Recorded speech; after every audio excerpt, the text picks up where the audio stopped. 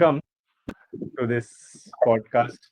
Thank We you are having for the we're having this call basically to understand कि जो लोग ground पे with the youth directly जो काम करते रहे हैं और करते हैं अभी उनके जी, opinions or what are your thoughts to bring it out and also your journey of where you are, yes, where you have come today. So this is the idea of this podcast. It is a great pleasure and an honor to have you with us, sir. My yes, name is sir. Ashish Sagar.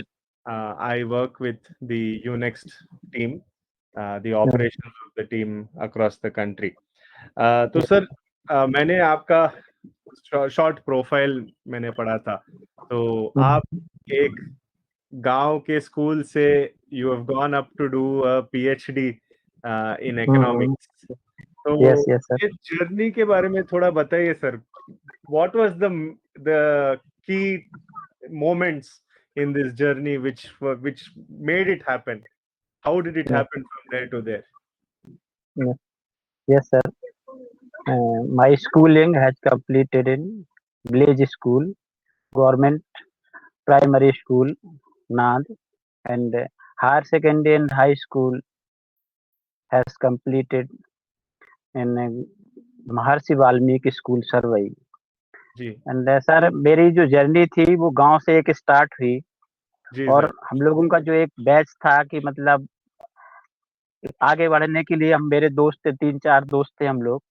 तो उसमें से क्या था कि मैं ही एक ऐसा candidate था कि जो मैं बीटेक के लिए नहीं जा पाया और मेरे सारे दोस्त कोई एक मेरा दोस्त आईआईटी गुवाहाटी से बीटेक और एमटेक किया।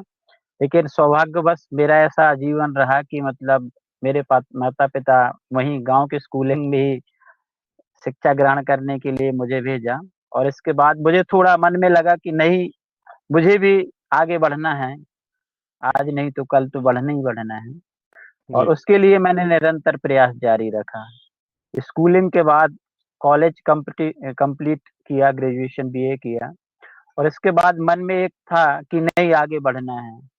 तो निश्चित जब मैं ग्रेजुएशन कंप्लीट करने के बाद थोड़ा दिक्कत आई तो घर जाना पड़ा मुझे, पुनः अपने गाँव जाना पड़ा और पुनः वहाँ से उठ कर के संघर्ष करके फिर मैं पुनः पीजी करने के लिए छतरपुर आ गया और ईश्वर की ऐसी कृपा थी कि प्रीवियस भी मैं टॉपर रहा और फाइनल भी टॉपर रहा और जैसे ही मेरी स्नातकोत्तर की मार्कशीट आई और तुरंत मुझे ऑफर भोपाल में government Gitanjali PG autonomous college में ऐसा लेक्चर पद के लिए मुझे आमंत्रण मिला और मैंने वहां पर जाके ज्वाइन किया।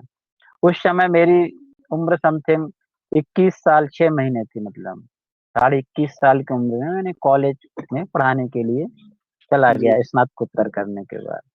जी लेकिन मन में ये था कि अभी तो बहुत कुछ आगे बढ़ना है और जी उसके लिए मैंने कॉलेज पढ़ाते हुए पीएचडी की डिग्री कंप्लीट की और 2015 मेरा जो था वो मतलब बिहार पीएससी क्लियर हुआ। लेकिन सौभाग्यवश ऐसा था कि कुछ डॉक्यूमेंट वेरिफिकेशन में प्रॉब्लम के कारण मुझे पुनः वापस मध्य प्रदेश आना पड़ा अच्छा और फिर मैंने तैयारी कंटिन्यू जारी रखी। उसका परिणाम ये था कि 2017 मध्य प्रदेश लोक सेवा आयोग की जो परीक्षा थी, उसको क्वालिफ़ाइड किया और अरे मध्य प्रदेश में अपनी जर्नी स्टार्ट हो गई एज़ असिस्टेंट प्रोफ़ेसर के पद पे। और अभी भी मेरा लक्ष्य ये है कि निरंतर आगे बढ़ना है क्योंकि मानव जीवन है तो आगे बढ़ना है और सीखना है, दोनों चीज़ें ज़रूरी हैं। बिल्कुल सर बिल्कुल सर आप टीपीओ है आपके प्रोफाइल में आप कल्चरल ऑफिसर हुए है एकेडमिक ऑफिसर है रिसर्च सुपरवाइजर है तो ये सब हुँ, आप along with being a teacher ये सब रोल्स भी आप देख रहे हैं तो इनमें हाँ, कौन सा चैलेंजेस देखते हैं सर आप कौन से टाइप ऑफ चैलेंजेस आते हैं ये सभी रोल्स में देखो चैलेंजेस तो क्योंकि हमें समाज में रह कर के और लोगों को आगे बढ़ने के लिए प्रेरित करना है ऐसा टीपीओ, क्योंकि टीपीओ का रूल है कि अकॉर्डिंग टू डिमांड, मतलब जो बच्चे हैं, जो स्टूडेंट हैं, उनको प्रिपेयर करना है according to demand, industrial demand को हमें ध्यान में रखते हुए अपने बच्चों को प्रिपेयर करना है। तो उसके लिए बहुत सारी समस्याएँ आती हैं, क्योंकि बहुत से महाविद्यालय, जो हमारा महाविद्यालय है नॉन टेक्निकल है और वर्तमान में टेक्निकल की आवश्यकता है। तो उन हुँ, बच्चों को ग्रेजुएशन के साथ-साथ हमें टेक्निकल लाइन की जो प्रिपरेशन है, जैसे मान लो किसी को टैली के लिए प्रशिक्षण देना है, अगर वो इंडस्ट्री रिक्वायरमेंट के अकॉर्डिंग उसको जॉब दिलवाना है, या फिर कंप्यूटर, बेसिक कंप्यूटर की ट्रेनिंग भी दिलवाते हैं हम लोग।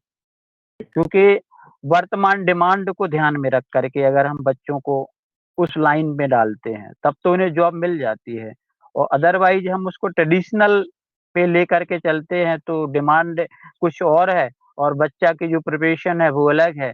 तो वो मार्केट, इंडस्ट्री या अन्य जो जॉब अकॉर्डिंग टू जॉब है, उसके अकॉर्डिंग तैयार नहीं हो पाते हैं। तो टीपीओ का रोल यही है कि जो अकॉर्डिंग टू डिमांड है, हमें जिस तरह से मतलब बच्चे को प्रिपेयर कराना है, डिमांड के अकॉर्डिंग ही उसको तैयार कराना है, तभी वो सूटेबल जॉब तक पहुँच पाता है। बिल्कुल सर।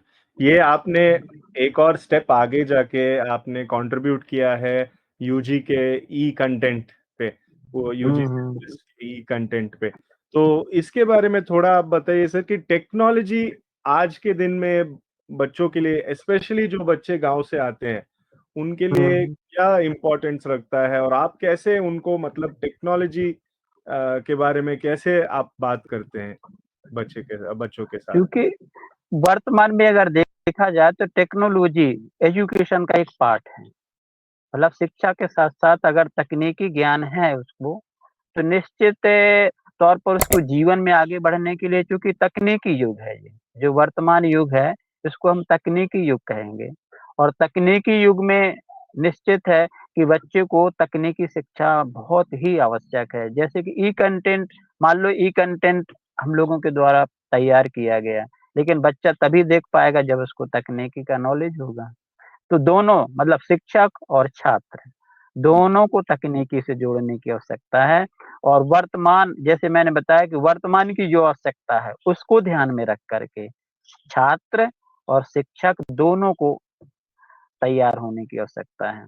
तभी जो हमारे मध्य प्रदेश शासन या जो हमारी भारत सरकार की मंशा है कि विद्यार्थी ज़्यादा से ज़्यादा, मतलब चूँकि अपना जो रेशियो है शिक्षा का, वो चूँकि शासन का उद्देश्य है कि अधिकतम विद्यार्थी अधिकतम एजुकेशन को प्राप्त कर सकें। वो तभी संभव होगा क्योंकि जब हम तकनीकी को शिक्षा के साथ जोड़ देंगे। क्योंकि आज मान लो मेरा ई कंटेंट है, मेरा ई कंटेंट यहाँ तैयार किया गया और वो ई कंटेंट जा कर के केरला के स्टूडेंट देख रहा है।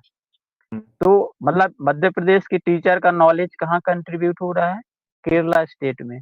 इसी तरह का केरला का जो कोई टीचर है, अगर उसका ई कंटेंट शेयर करता है, वो यूट्यूब या अन्य मान लो सोशल मीडिया या नेटवर्क है, तो उस कंटेंट को पूरे अपने देश के विद्यार्थी देख सकते हैं, समझ सकते हैं।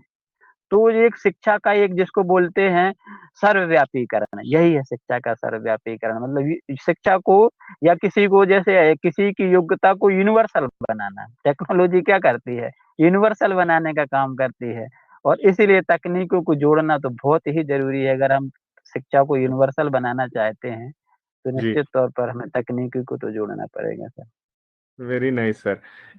सर आपने एक बहुत बड़ा अचीवमेंट किया है। आपके कॉलेज में पिछले साल 200 बच्चे प्लेस हुए हैं कंपनी में। हुँ, तो हुँ। ये कैसे हुआ सर? इसके बारे में थोड़ा बताइए। उसके लिए जो एक भोपाल में थे, मान के चलो ये वो उधर की है, पूना की एक कंपनी है, उसके जो एचआर थे वो भोपाल में थे, मतलब वो हमारे मित्र थे। तो मैंने उनसे संपर्क किया, तो हुँ, हमारे विद्यार्थी चूँकि गाँव से आते हैं और वो एजुकेशन, बेचारे किसी का ग्रेजुएशन कंप्लीट भी नहीं हो पाता और घर की परिस्थिति ऐसा रहता है कि उसे दिल्ली या बॉम्बे जाना पड़ता है। तो मैंने विद्यार्थियों से जब सर्वे किया, तो विद्यार्थियों ने बताया कि सर हमें वहाँ मुश्किल से 8,000 10,000 रुपए की जॉब मिलती है। वो भी जॉब कैसी मिलती है? कहीं कंस्ट्रक्शन का काम चल रहा है तो वहाँ पे जॉब मिलती है। तो मेरे दिमाग में आया कि हुँ, विद्यार्थी एजुकेटेड होने के बावजूद जो कंस्ट्रक्शन के काम में, कोई मसाला ढोने का काम, कोई ईंट ढोने का काम कर रहा है दिल्ली हुँ, या अन्य शहर में जाकर के, तो क्यों जी, ना हम उन विद्यार्थियों के लिए उनसे एचआर से संपर्क किया। हमने कहा जैसे एमआरएफ कंपनी थी, वहाँ पर हमारे विद्यार्थियों को भी एमआरएफ टायर बनाती है कंपनी, उनसे संपर्क किया। तो उसके थ्रू हमने विद्यार्थियों को, उन्हें कम से कम 10 या 15 कंपनियों के जो एचआर थे, उनके उन्होंने नंबर शेयर किए और हमने ऑनलाइन इंटरव्यू कंडक्ट कराया। और उसका परिणाम ये रहा कि बहुत से विद्यार्थी जो बेचारे, कई तो ऐसे थे जो कॉलेज में भी नहीं पढ़ रहे हैं, उन्हीं के बेचारे के भाई-बहन थे जो गाँव में रहते हैं, उन्होंने भी संपर्क किया और हम एचआर से संपर्क करा करके उनको वहाँ तक प्लेस कराने का कार्य किया हमने। तो हमें बहुत ये लगा कि ठीक है, ऐसे विद्यार्थी जो हमारे महाविद्यालय में नहीं भी आ सकते हैं, लेकिन अगर उनको भी अगर अपन कुछ दे पा रहे हैं, तो ये तो बहुत ही अच्छा है अपने लिए, मतलब एक सराहनीय वर्क है कि हमने विद्यार्थियों को पहुँचाने में, मतलब एक अंदर से जिसको बोलते हैं फीलिंग महसूस हुई कि हैप्पी, मतलब खुशी महसूस हुई कि नहीं, हमने ऐसे विद्यार्थी जो नहीं भी पढ़े हैं, उनको भी अच्छा जॉब दिलाने में मदद की। बिल्कुल सर, उनका तो लाइफ बन जाता है उसके बाद, अगर वो जॉब करते हैं और आगे बढ़ते हैं। हुँ, तो सर, आप बहुत ही अच्छा काम कर रहे हैं बच्चों के लिए और देश के लिए। तो हमारे तरफ से थैंक यू, और आपके सपोर्ट के लिए, ये हाँ, जो प्रोग्राम आपके कॉलेज में चल रहा है, उसके लिए बहुत-बहुत धन्यवाद sir. Thank you very much. Sir हम भी उन्नति फाउंडेशन का सहयोग मिला और हमारे विद्यार्थियों ने लाभ लिया। खासकर हमारे उमंग तिवारी सर का सहयोग रहा कि विद्यार्थियों को कम्युनिकेशन स्किल्स और जी, जो स्पोकन इंग्लिश है, उसके क्षेत्र में उन्होंने बहुत सारे विद्यार्थियों को मतलब इतना सक्षम बनाया कि हमने कल जब फीडबैक लिया तो वो अपना इंट्रो विदाउट हेजिटेशन उन्होंने जब प्रेज़ेंट किया तो मतलब लगा कि नहीं, हाँ, विद्यार्थियों को कुछ ना कुछ हासिल किया उन्होंने। और उन्नति फाउंडेशन से हम आगे भी चाहेंगे कि हमारे महाविद्यालय को इसी तरह से सहयोग मिले और विद्यार्थियों को जो स्किल्स निखारना, स्वाभाविक है कि जब तक विद्यार्थी के अंदर स्किल्स नहीं निखरेगी, जब तक हम जॉब तक पहुँचाना उसके लिए संभव नहीं है। और इसके लिए उन्नति फाउंडेशन का भी बहुत-बहुत आभार है हमारे विद्यार्थियों को जितनी अच्छी शिक्षा प्रदान की। जी सर, धन्यवाद सर। आप धन्यवाद। हम कोशिश करेंगे कि इस साल भी 200 बच्चे आपके कॉलेज से प्लेस हुए, और उससे ज़्यादा भी अगर कर सकते हैं तो आपके साथ जुड़ के हम करेंगे सर। वो नंबर नीचे नहीं आना चाहिए, हर साल वो नंबर के ऊपर जाना चाहिए, आगे नहीं, आगे उसके लिए तो बिल्कुल सराहनीय है सर, आपका फाउंडेशन बहुत ही सराहनीय है, जो ऐसे महाविद्यालयों में विद्यार्थियों को शिक्षा प्रदान कर रहा है कि जहाँ तक पहुँच बहुत कम है, तकनीकी क्षेत्र मान लो या कम्युनिकेशन स्किल्स का मानो, बहुत ग्रामीण बच्चे आते हैं और उन तक आपका जो ये पहुँच रहा है उसके लिए हम बहुत धन्यवाद देते हैं। आभारी हैं कि हमारे महाविद्यालय को सहयोग दिया। आगे भी इसी तरह की अपेक्षा करते हैं कि सहयोग दें। धन्यवाद। बिल्कुल सर, नमस्ते।